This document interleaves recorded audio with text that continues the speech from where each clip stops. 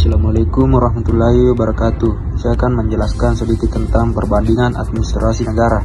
Nama Muhammad Ripaldi, NIM 091052 091058048 kelas D semester 6, Prodi Administrasi Publik, Fakultas Ilmu Sosial dan Ilmu Politik. Dosen pengampu Muhammad Iqbal, SOS, MSI.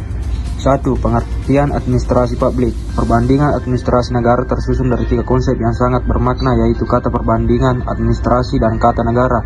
Perbandingan artinya melakukan penilaian terhadap dua hal yang sama dalam objek tertentu. Kata perbandingan dapat diartikan pula dengan istilah menyamakan dan membedakan dua objek atau lebih objek.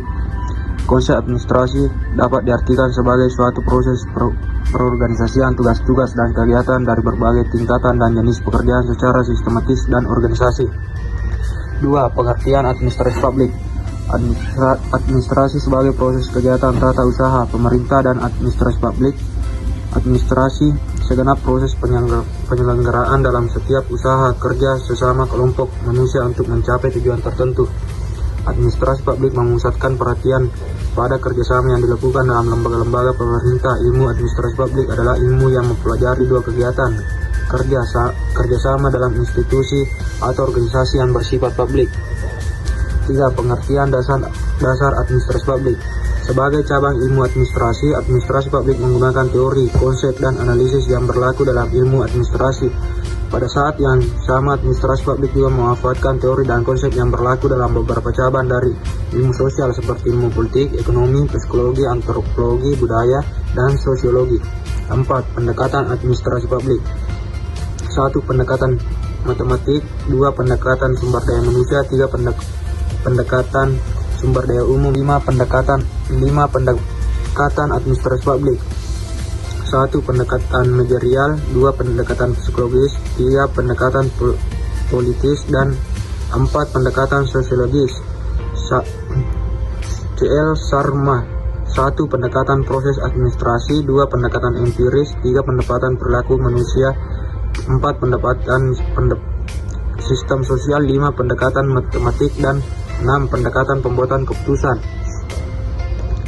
Gordon. 1. Pendekatan tradisional, 2. Pendekatan perilaku, 3. Pendekatan pembuatan keputusan, dan 4. Pendekatan ekologis. Studi administrasi publik yang menekankan aspek tradisional dipengaruhi oleh 3 hal, yakni 1. Ilmu politik, 2. Pandangan rasional mengenai administrasi, dan 3. Gerakan manajemen ilmiah. 6. 7. Kekuasaan administrasi publik. Kekuasaan administrasi publik menurut Zaidan kehadirannya tidak bisa dihindari, mengharapkan kepatuhan, mempunyai prioritas, mempunyai kekecualian. Manajemen puncaknya adalah politik.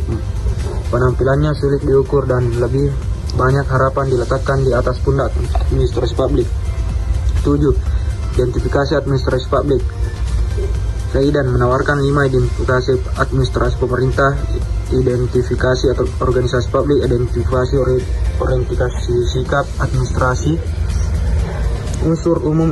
Identifikasi administrasi publik. Administrasi publik menunjukkan aktivitas komunal dan diorganisasikan secara publik dengan arahan politik dan beroperasi berdasarkan kaidah-kaidah publik.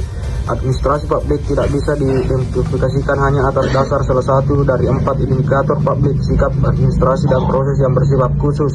8. Sebagai stabilisator masyarakat.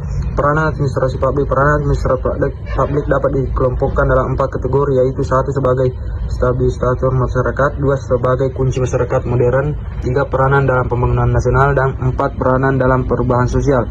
9. Krisis identitas administrasi publik. Krisis identitas administrasi publik berkisar pada persoalan bagaimana administrasi publik memandang dirinya sendiri dalam waktu silam. Secara rinci, krisis identitas dimaksud menunjukkan bahwa suatu krisis identitas yang dihadapi administrasi publik bersumber dari tiadanya kesepakatan tentang administrasi publik sebagai ilmu atau bukan. 2. Suatu pengetahuan dapat dipandang sebagai ilmu apabila memenuhi 2 ukuran, yaitu mempunyai paradigma teoritis dan mempunyai teori inti. Baik, hanya itu yang dapat saya jelaskan. Wassalamualaikum warahmatullahi wabarakatuh.